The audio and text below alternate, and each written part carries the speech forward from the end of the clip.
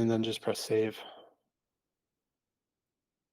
And to go along with this, right, so we named the trigger.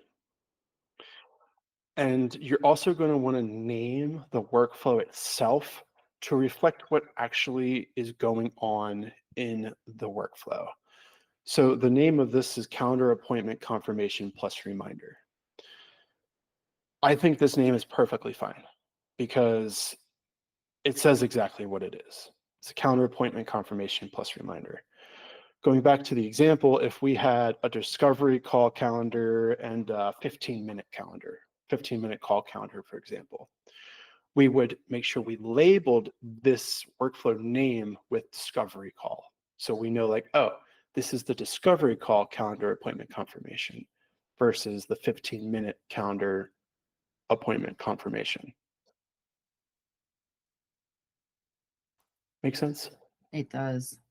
Okay, because eventually you may end up with a bunch of different workflows and things can get confusing if you don't label them correctly. Like think about if you have a filing cabinet and all of your files in there aren't labeled, like you're gonna be like, what's in this folder? I don't know, it's just a folder inside my filing cabinet.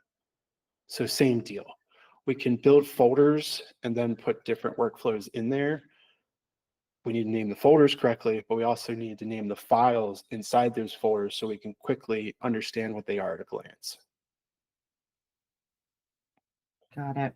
Yep, that makes perfect And sense. then when we're building these workflows as well, we don't want the triggers and the actions to be ambiguous. So right now, and this probably isn't the best example because it's a really simple workflow, but right now, the first action is create or update opportunity. Well, great. What is it doing?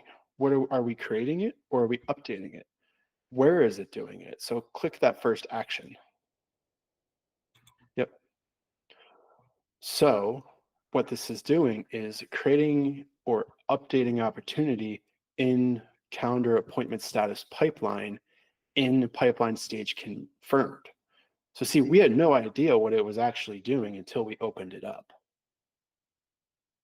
And when you start having to figure out what something is by, oh, what does this thing do? Let me click into it. It's a lot of clicks if you have a workflow that's like 40 actions deep.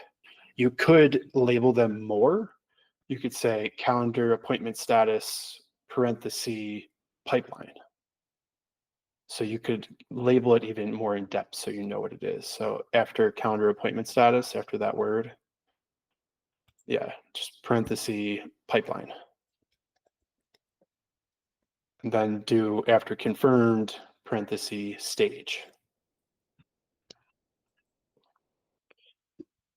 So until you really start to understand what these things do, this is probably the best way to do it. And honestly, this is just good lesson, like good things to get ingrained in how you do stuff. Because now, if a year from now you hire someone, they're going to be like, oh, I know exactly what this is. It's creating an update opportunity in the pipeline, calendar appointment status, in the confirm stage. They're going to have, there's no discrepancy what this thing does now.